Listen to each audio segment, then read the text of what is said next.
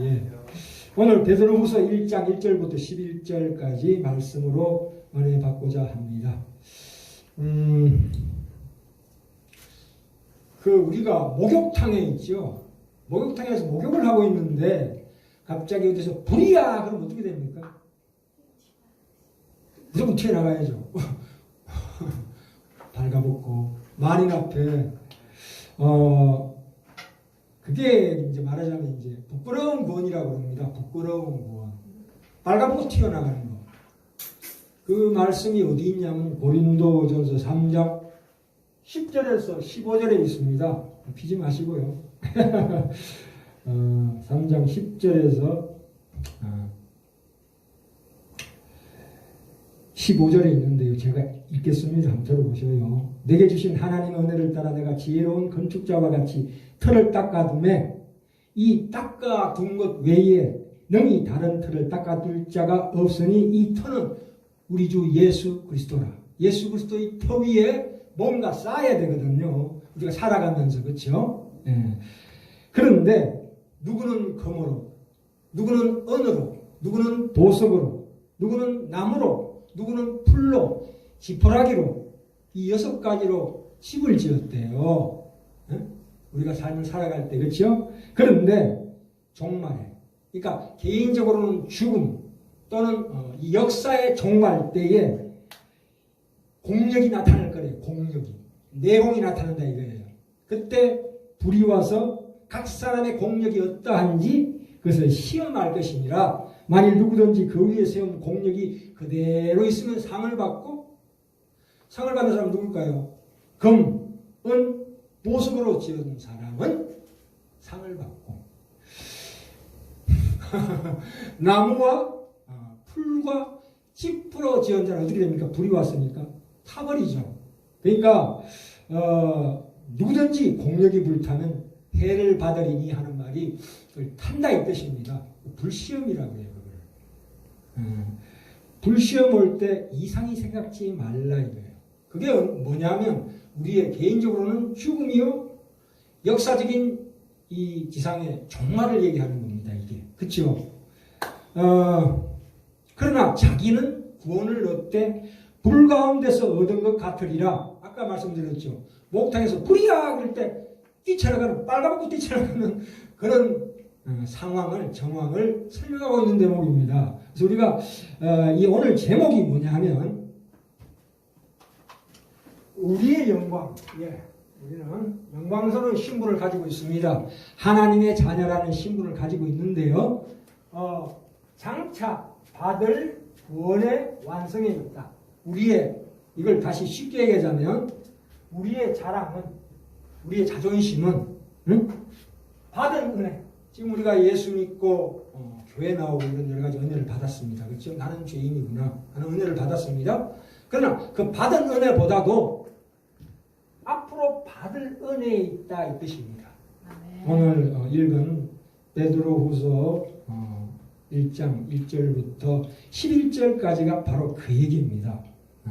그래서 또 하나 한번 찾아볼까요? 여기 베드로서 1장에 주보 꽂아 놓으시고 마가복음으로 가볼까요? 이 마가복음 6장 22절에서 26절 뒤에 책갈피 꽂아놨습니다.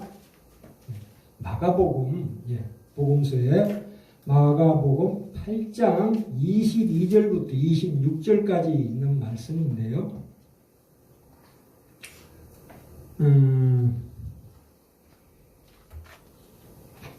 피셨습니까? 제가 읽겠습니다. 마가복음 8장 22절부터 26절까지 말씀입니다.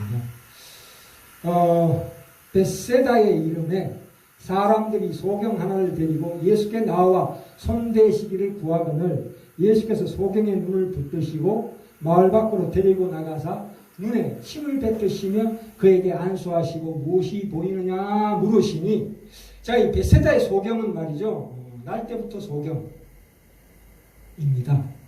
그러면 이 소경에게 예수님께서 그 소경의 눈을 고쳐주기 위해서 처음에 어떻게 하셨습니까?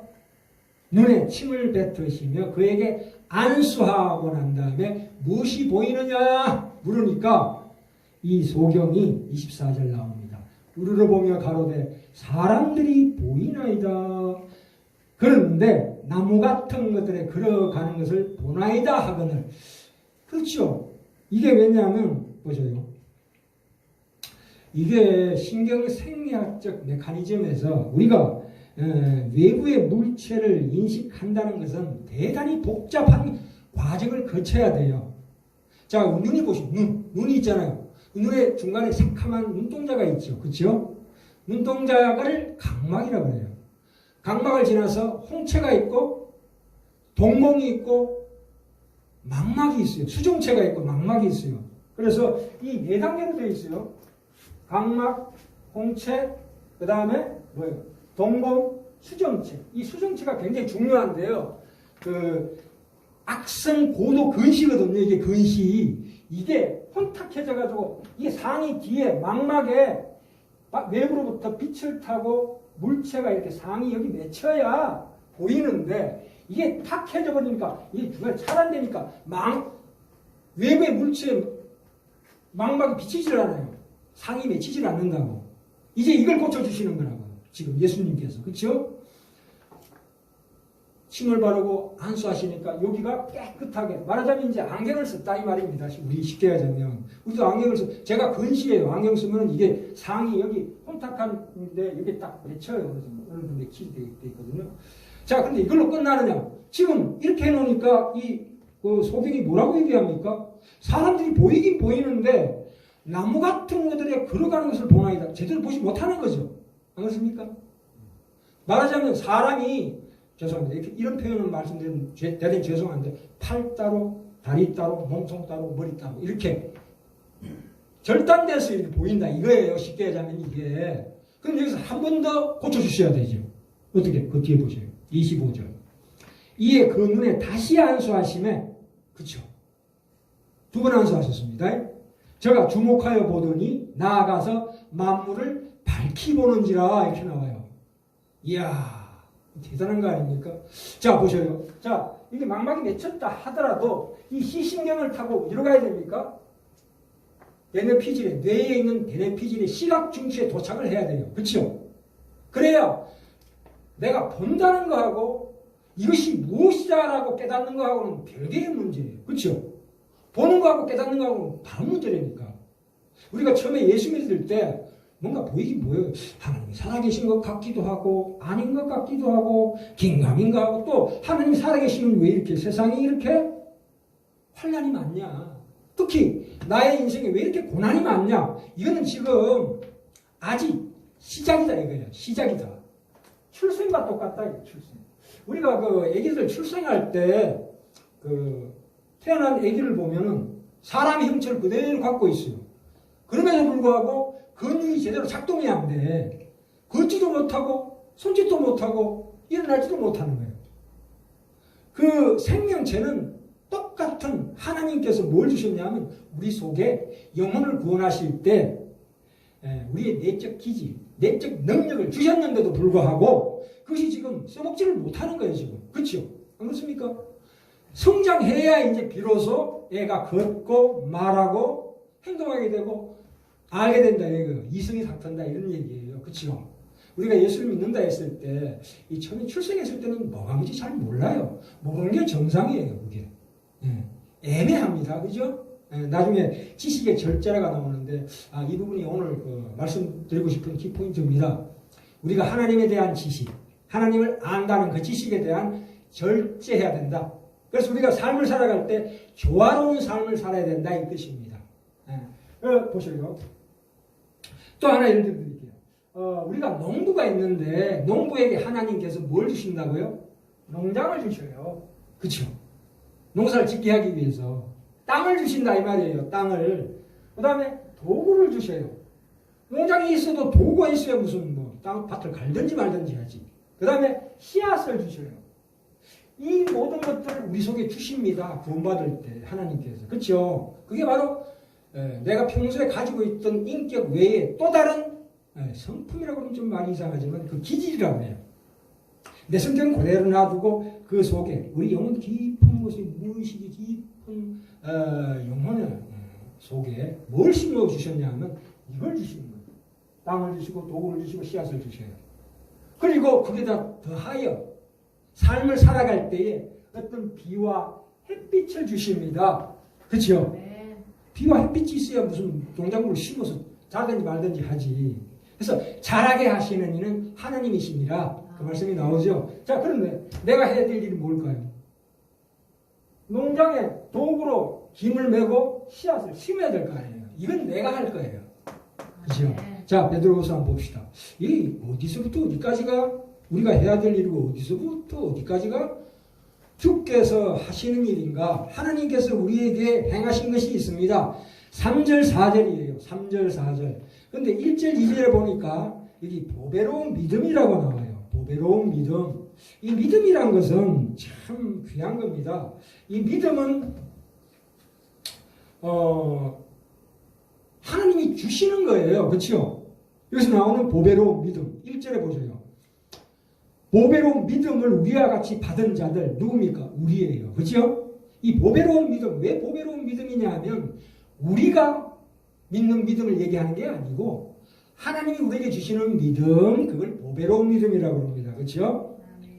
그런데 3절 4절에 믿음을 주시고 거기에다가 뭘 넣어주셨냐 하면 그의 신기, 3절 4절 이거 하나님께서 우리에게 행하신 것입니다. 그의 신기한 능력으로 생명과 경건에 속한 모든 것을 우리에게 주셨으니 이거 다 주셨다고요. 이거를 우리 영혼에 주셨어요. 이거를 이미 구원 받을 때 하나님 우리에게 믿음을 주실 때 내가 내 입으로 예수를 주라 시인하는 그것은 이미 구원받았다는 표인데 그때 그 전에 이미 중생할 때 거듭날 때 이걸 주신다고요. 그죠? 바로 이것이 뭐냐? 생명과 경건에 속한 모든 것을 우리에게 주셨다. 그것이 그걸 아는 게 하나님을 안다 이거예요. 그래서 여기 나오잖아요. 영생은 곧 유일하신 참 하나님과 그가 보내신 자 예수 그리스도를 아는 것입니다. 안다는 것은 이걸 안다 이거예요. 나의 성격 저 이면에 하나님께서 새로운 생명과 경건에 속한 모든 것을 내게 주셨구나 하는 것을 깨닫는 것이 하나님을 아는 거예요. 그렇죠. 내가 지금 받은 은혜보다도 앞으로 받을 은혜에 있다 이 뜻입니다. 지금 받은 것도 중요하지만 그보다 더 중요한 게 앞으로 받을 은혜가 남아있다. 그것을 기대하고 사모하라 이 뜻입니다. 4절에 보시면 이로써 그 보배롭고 지극히 큰 약속을 우리에게 주사 이 약속으로 말미암아 너희로 종역을 인하여 세상에서 썩어질 것을 피하여 신의 성품에 참여하는 자가 되려 하셨으니 그렇죠? 네? 우리는 우리가 죽음이나 역사적인 종말을 맞을 때 절대로 예수 그리스도와 함께 있기 때문에 공포와 외로움은 없습니다. 왜요? 예수와 함께 있는 것이 더 좋기 때문에 외로움과 공포는 사라진다 이거예요. 그래서 하나님께서 내가 과연 너희를 버리지 않고 떠나지 아니하리라고 약속하셨고 바다를 건널 때 함께 하겠노라. 이 말씀을 하셨습니다. 그죠? 그래서 왜 그러냐면 하나님의 형상을 우리에게 부어주셨어요. 그래서 하나님처럼 예수 그리스도의 반열에 똑같지는 않지만 그에 걸맞는 수준까지 높여주신다. 이게 구원입니다. 이게 구원의 완성이에요. 그래서 우리가 이 구원을 논할 때 이 칭의가 굉장히 중요합니다. 칭의라는 건 뭐냐면 이 칭의가 보배로운 믿음이라고 그랬죠.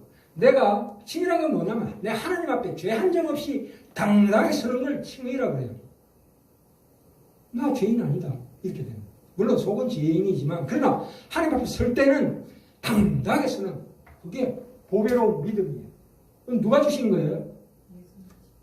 십자가 부활로 말미암아 우리에게 주신 거예요. 우리가 종말이라고 그럴 때는 종말, 기독교의 종말이라고 하는 것은 언제부터 종말이라고 하냐면 예수님이 이 땅에 오실 때 애기 몸을 타고 성령의 탄생으로 태어나실 때부터 예수님도 십자가에 돌아가시고 부활하시고 성천하시고 다시 오실 때까지 이게 전부 다가 종말이에요. 네? 종말이라고 이게. 예수님 오실 때부터 말하자면 다시 오실 때까지 그 사이를 종말이라고 해요. 그러나 인간은 그 종말 사이에 개인적인 죽음을 맞이할 수가 있다. 이거는 이 종말은 언제 올지 몰라요. 다음 시간에 요한계시록을 통해서 한번 확인해 볼까요? 우리가 그래서 자, 이 성화 과정, 영화 과정이 말하자면 이 내적 능력, 그 기질을 우리에게 주셨다 이거예요. 이 과정이 하나님의 은혜예요. 말하자면 은혜인데 우리 하나님의 시각에서는 하나님이 다 이렇게 이루어 주시지만 이루어 주셔야 하나님께서. 근데 우리 시각으로 내가 뭔가를 공급해야 돼요.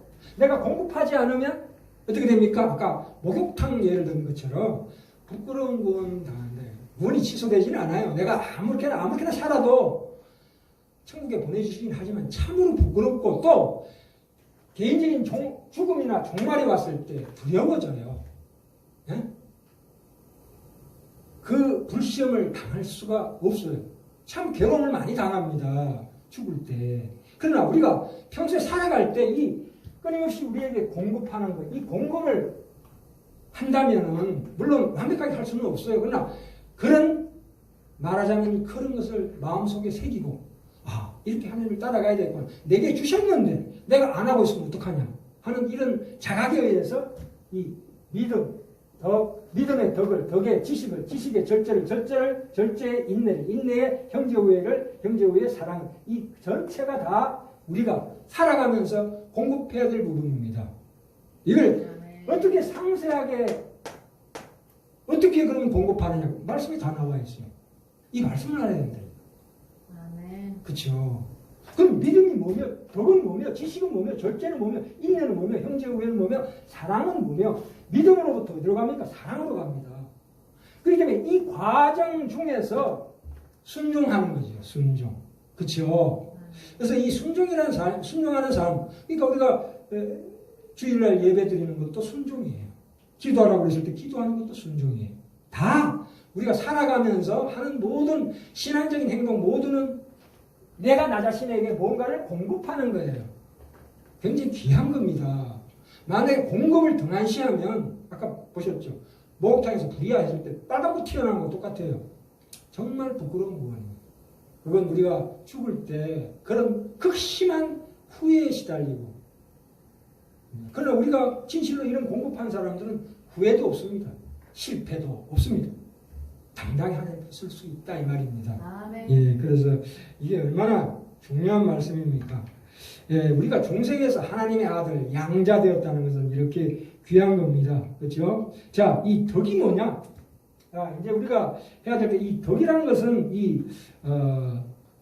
이 덕, 믿음은 우리가 이제 하나님 주시는 믿음이고, 이 덕이라는 것은 뭐냐? 여기 5절부터 7절까지가 우리가 해야 될 일인데, 믿음의 덕을 그랬죠.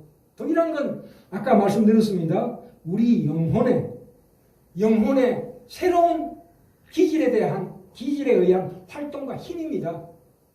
그 능력이에요. 그게. 그것은 예수 믿지 않으면 그런 게 없습니다. 그냥 외부적으로 그냥 도덕적인 삶을 살 뿐이고 우리는 그 능력이 우리 속에 있다 이게요. 도덕적으로 살 수 있는 능력을 주셨다. 그게 덕이에요. 네? 대담하고 활기차다 이 뜻이에요. 대담하고 활기차게 도덕적 능력을 행할 그 능력이 우리 속에 있다. 그게 덕이에요. 네. 덕에 여기다가 뭘 추가해야 됩니까? 그것만 있으면 안 되고 그거는 동력이에요. 에너지예요. 거기에다가 분별력, 이해력, 통찰력이 플러스 돼야 돼요.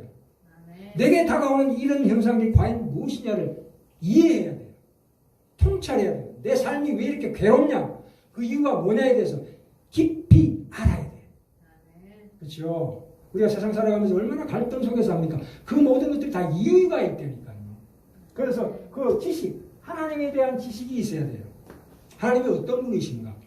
우리가 기도할 때 단순히 하나님께 무슨 아버지 저에게 이런 걸 주세요 하는 것보다도 내가 하나님 앞에 기도할 때 하나님 내가 정말 하나님을 알고 있는지 어떤 부분이 확실한지 정말 하나님께 이야기하듯이 나에 대한 내 내적인 갈등에 대해서 하나님께 구할 줄 알아야 돼요.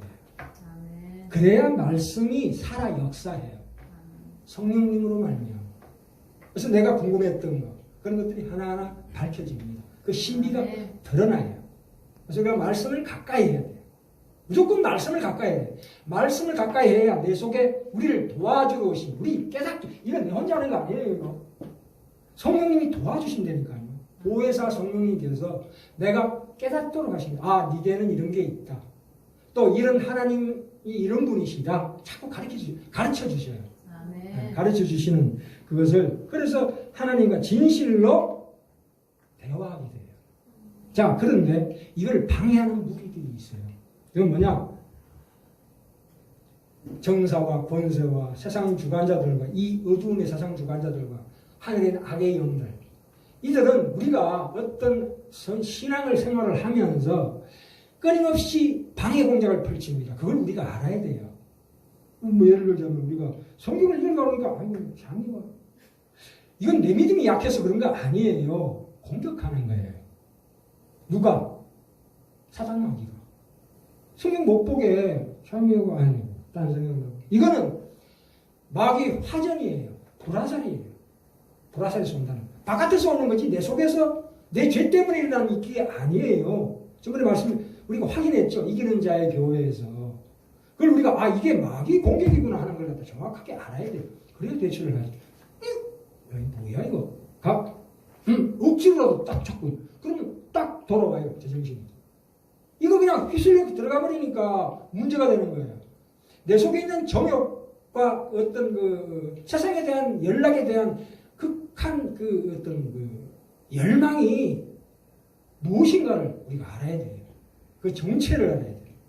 그냥 아무렇게나 그냥 막 이게 무슨 이게 왔으니 이게 아니고 이게 이런 뜻이구나를 우리가 이해해야 돼요. 그죠? 그래서 우리가 지식의 절제를 해야 돼요. 절제. 하나님을 아는 것도 우리가 절제를 해야 된다. 절제란 게 뭐냐면 성경에 나와 있는 것만 봐라 이거예요. 성경에 나와 있지 않는 어떤 말하자면 이런 거지요. 뭐 대단한 어떤 체험, 환상 이런 것들을 바라지 마세요. 그렇죠?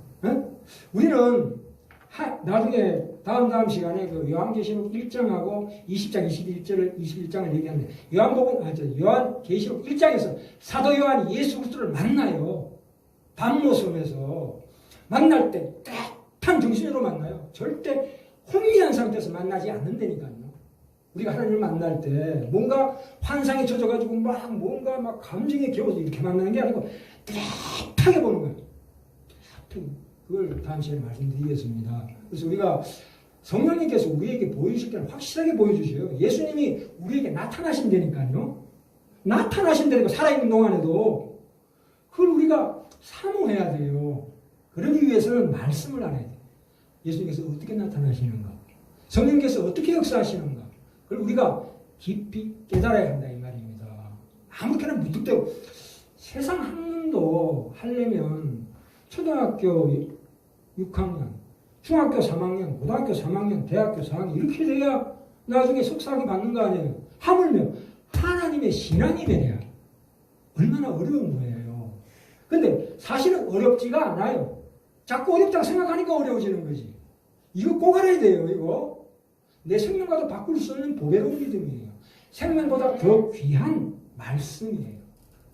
이 안에 참으로 소망과 평안이 있고 나의 행복이 있다고요.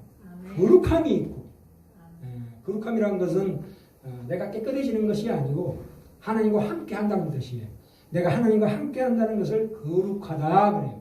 거룩하다. 순간순간 그것을 확인하시는 삶이 되어야 되겠습니다. 그렇죠? 아멘.